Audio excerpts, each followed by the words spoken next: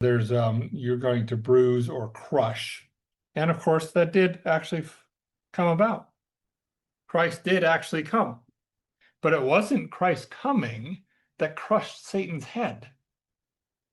What happened was Satan thought he could put to death one of the members of the Godhead.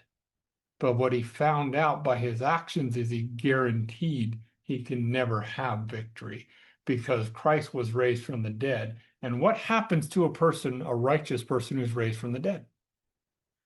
That person can never die again. So Christ is not subject to death anymore. That's a big problem for Satan. And of course, it was a fulfillment of Scripture and the many other passages of Scripture that talks about, those kinds of things. We also have things in Scripture that relate to time and specific markers that Scripture has for time. We have an example of this over in Deuteronomy, or no, not Deuteronomy. I want to go over to Daniel.